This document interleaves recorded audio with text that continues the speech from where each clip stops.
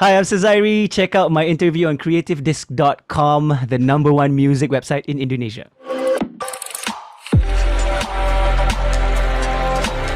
Welcome back to Creative Disc Music Interview, another Creative Disc Music interview.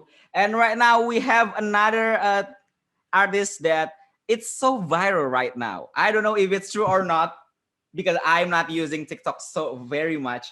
But let's ask another artist. And the funny things, this is the artist coming from our near country, like Singapore. So please welcome. This is Sezairi. How are you Hi, today? I'm good. I'm good. Thank you. Thanks for having me.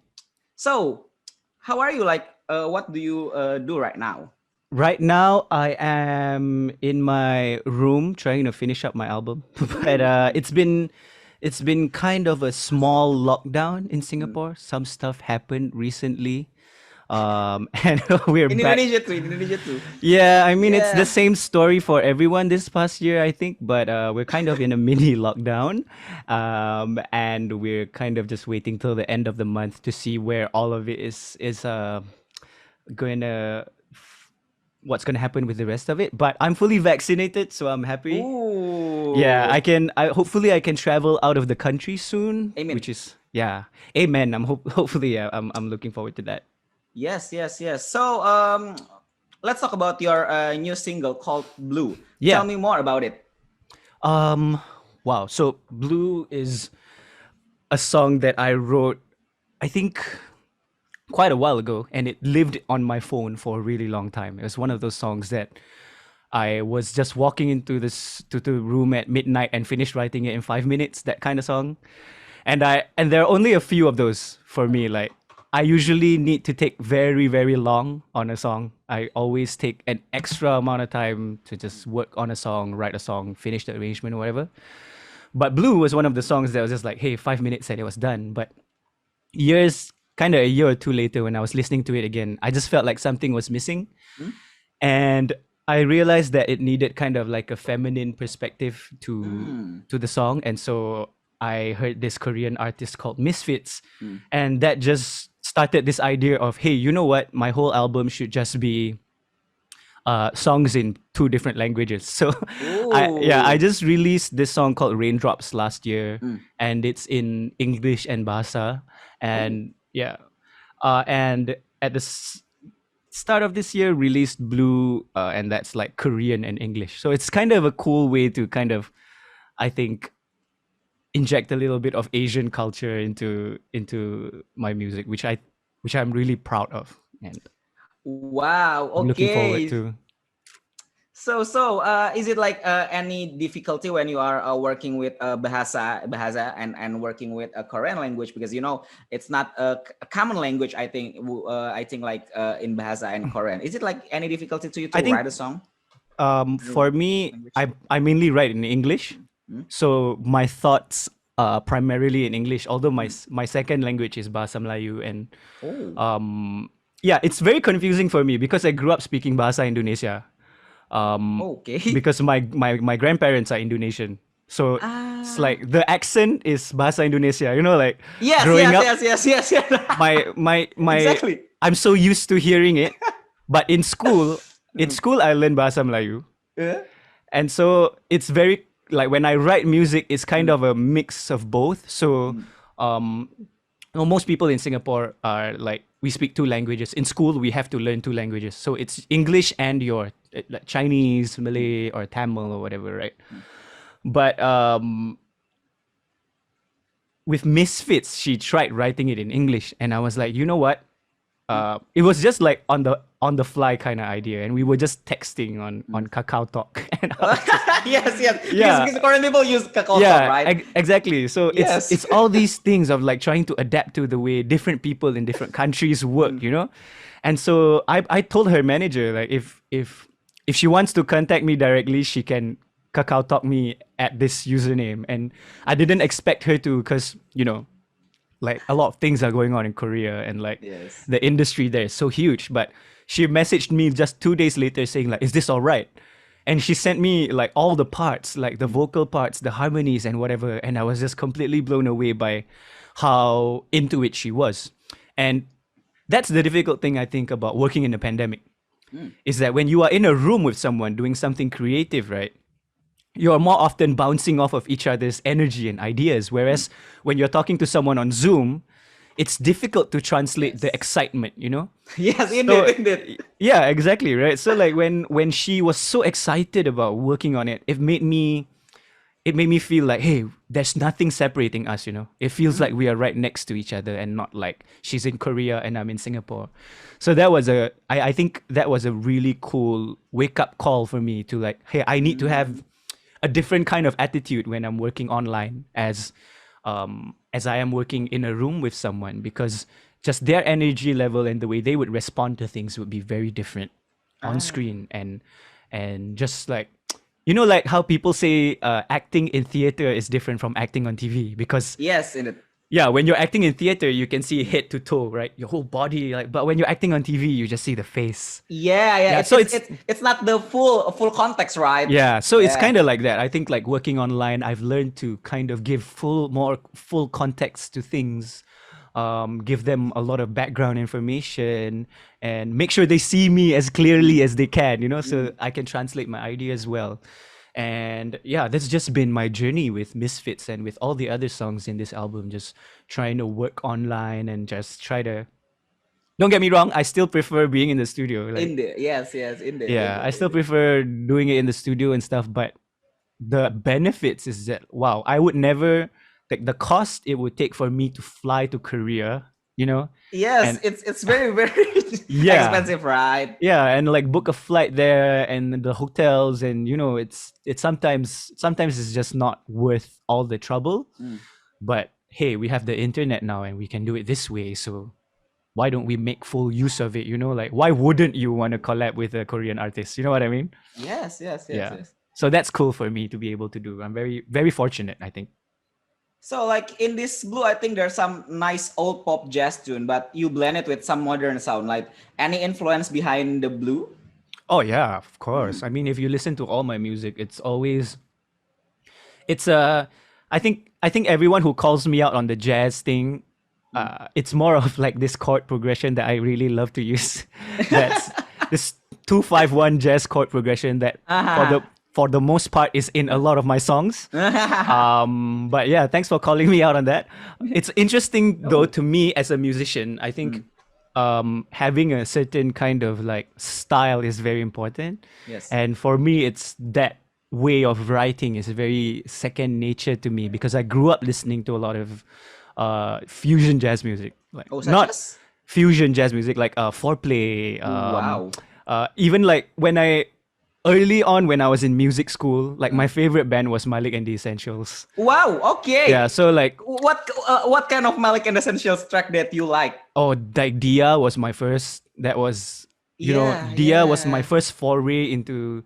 Hey, wait, this is jazzy, but it's pop. You know, Yes, yes, yes, that yes, like yes, yes. I think when I first heard that kind of music, it blew my mind, because, and I keep telling this story to Indonesian people because I think some of y'all take it for granted, right? Is that Yes. when I went to Java Jazz Festival, and I would try to Okay. go every year when I was a music student. I studied music in Singapore, right? Okay, okay. And a lot of like my classmates were Indonesian, and they were like, "Oh, you got to go to Java Jazz. Like all the best musicians go there to play every year." And I'm like, "Yeah, yeah, Yes. we should totally go." And what blew my mind is that the crowd for Malik and the Essentials. So this band Foreplay, that this international band that is like everybody knows, right? Mm. The the queue for Malik and the Essentials was 3 times that amount of people, and in Singapore, that would never happen, you know? No Yeah, one yeah. would want to, we want to watch a local artist. No one would want to say that. So, like, when I was there and I was Mm. outside the, what's that, JJF? Yeah, JJ, JJF? Yeah. And I was like JJ wanting to Festival. go in, there's like a queue, you know? And that Ah. blew my mind. And that just like opened up my mind to like the amount of music culture that you guys Mm. have in your country and the amount of people who know music at a higher level, you know? Mm. The just a lot of people know a lot about music. Yes, so yes. so when musicians come to Indonesia, it feels Mm. almost like home, Mm. because everywhere you go, you talk to the media, you talk Mm. to fans, they Mm. know a lot about music. So you're like, wow. It's like, I can talk about actual music. That's great. Yeah. So I'm very thankful to not only like have Indonesian roots in my blood, Yeah. but no, the thing is coming to Indonesia and being treated like it's my Mm. home, And like even though people don't know where I'm from or whatever, they're like, yeah, Yeah, yeah, yeah, Larry, yeah, he's yeah, cool. yeah, yeah, yeah. Yeah, and it's been like that since Mm. forever. Since like I Indonesia has been my second home because I have so many friends there, Mm. and I've recorded my first EP in Bandung. Oh, wow. Yeah, and it's so crazy the amount of love that I get from Indonesia all the time. I'm so thankful. So it's you becoming like viral right now, and Yeah. it blowing up on TikTok and Instagram reels. Like, do you have any like maybe like when you're writing it's you? Do you have a mindset that oh it's gonna be a viral track, oh it's gonna be a huge track? A little bit. Oh. Um but we didn't know really. Mm. I just wanted to write something honest. Mm. Because before it's you, Mm. everything that I wrote, I felt like I kind of it was either too indie Mm. or the label would be like, hey, Ah, like clashing this each and that, other, this and right? that. Yeah. Yeah. So I think it's you was as a creative that was like the first moment where I was like, you know what, Mm. I don't care. I'm just gonna make this the best love song Mm. in the theme of what it is Mm. at this very moment, and I'm gonna make it sound as all the sounds that I love hearing, like Mm. it's technically all the sounds that I grew up with, 90s love Mm. songs, early 2000s pop, that kind of shit. It's always, for me, it's always like bringing back a little bit of nostalgia as well. And the content of the song was very new for me also because I had never written about my girlfriend, or who's now my Mm. wife. I've never talked about her publicly before this or Oh, whatever, okay, okay, like okay, okay. everyone always tells me, keep her a secret, and Mm. don't you shouldn't do this, and you know how people are like in the late 90s, early 2000s, and Yeah. but I was just, I don't care. I'm gonna write a song about the girl that I love the most and see if people like it. And the irony is that people loved it because I guess it's the most genuine and honest thing that I've got so far. And I really appreciate that. Like I appreciate that people think being honest is good. And Yes. I appreciate that people like my music because it hits them a different way. Like I've had Mm. so many songs that people have said they have a close emotional connection to, Mm. but it's you is just a mind-blowing different level because the amount of response that I get, from the sheer amount of response that I get, and also just the spectrum of the response. Mm. Like some people use it for nikahan and Yes, and yes, and yeah, yeah. loving. It's like ketika nembak seseorang, it's Yeah, like a propose to someone, right? exactly. And some Yes. people even use it like when their partner. I have some comments that their partners pass away, and like the spectrum is so huge, and the emotional spectrum is so huge, and just to be a part of that someone's love story, that's like, Yeah, yeah. wow. Can you imagine like your song is the soundtrack to someone's love story? That's Yeah. insane to me. It's soundtrack Yeah. of the life. Look, it's so Yeah, so it crazy, really right? makes me feel like I've made it somehow. Like, like I don't care if nothing ever tops this because this is what's important to me, that I'm the soundtrack to your life. And Okay. hopefully in the future I'll get to write more songs to continue being the soundtrack of your life, as we grow together. But yeah, this is something that excites me a lot. Okay, so we know to break in Southeast Asian market is very tricky, right? So we have Indonesia, Yeah. Singapore, Laos, Thailand. It's a different country. It's a different language. Hmm. And is it tricky as one as the say goes? Like It's the how? most trickiest thing Yes, yes, indeed. But anybody would tell you. Yeah. yes, but indeed you have a breakthrough a Southeast Asian market. Like, do you have any thoughts about that? I think it's not really because of me. Hmm? I personally think it's because of the timing more than anything. Hmm. I think the adoption of streaming platform is one aspect of it, Hmm. but also I think people around the region are starting to appreciate English music more. Yes, Indonesia And too. yeah, and especially English music being done by locals. I think that's something that people aspire to, like people want to like, hey, I can speak multiple language. What's to stop me, This is 2021. Like if you want to learn something new, you can go to YouTube and learn it. It's Yes. it's this whole generation of empowerment that I'm really excited about, and how the younger generation are going. You can't stop me if I want to write English music. You know what I mean? Yes, because in Indonesia is many years we try and a song in Indonesia, right? And Yeah. right now Indonesia music is like very very English language that pop up in top chart. Yeah, and I think that's a sign of where the people are. It's like it's kind of a litmus test for what the people want and what the people aspire to be. And I think that's something good that people always look forward and look ahead and think about how to connect internationally. Because the only way you can show other people your culture is if you speak their language also.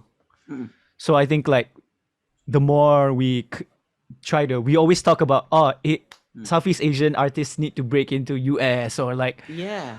this artist needs to break here, break there, but at the end of the day we all don't speak the same language.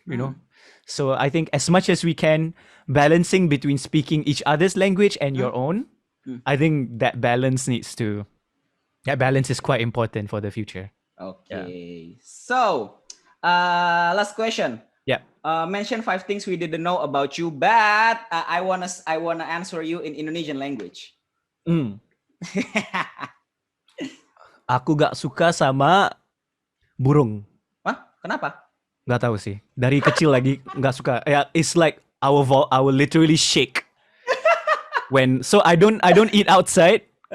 Kalau di warung or wherever, I'll be like, is there like birds? No, somewhere where there are no birds. I would prefer to eat indoors. Okay. Aku ada 5 kucing. Oh, I'm like a huge cat dad. Nggak repot ngasih makannya? No, yeah, it's like it's hell. There's lunch, dinner, supper. But yeah, there's a lot of food. Ketiga, what is this? Aku aslinya orang Jawa. Hah? So my grandfather, my kakek, right? Grandfather? Kakek aku dari Central Java, I think. Semarang. Jawa Tengah. Jawa. No, Pekalongan. Pekalongan. Oh, yes. Okay. He was a tailor. He was a batik tailor. Wow, okay. Pekalongan is famous for batik, right? Betul. Yeah. So my grandmother is from, her family is from Banjarmasin. Oh, wow. Yeah, but it's complicated. From Banjarmasin, but migrated to Johor Bahru in Malaysia. Okay. Yeah, and then migrate to Singapore and met my grandfather. So it's like, wow, Nusantara. Yes. Yang keempat, my favorite Indonesian food is probably mie ayam. Okay. That was the first, I think, tahun like early 2000s. I was just like liburan di Jakarta. That was the first thing that I ate, and I was like, wow, holy crap. Yeah. Yeah. No, because of the simplicity of it, You don't think that something so simple would be so enak. You're like, it's so packed full of mie ayam sayur. Yeah, so simple. It's like so homey. Like it feels like home. Yang kelima, aku pernah yang terakhir aku pernah kolaborasi bersama one of my favorite Indonesian artists, Tulus. I don't think a lot of people know this. He wrote a song that I released tahun 2014. I think. Udah lama ya. We've been friends. So itu sebelum Tulus naik loh bahkan. Sebelum Tulus naik. Waktu itu Tulus lagi independent artist, jadi dia waktu itu album Gajah, album yang pertama. I heard it and I was like, told my manager like, who is this guy, man?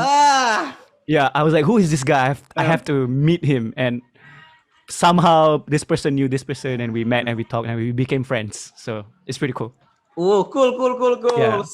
Jadi karena Sezairi sudah berbahasa Indonesia tadi Ya, untuk wawancara ini dengan ucapan terima kasih banyak Sezairi atas terima wawancaranya. kasih. Terima kasih.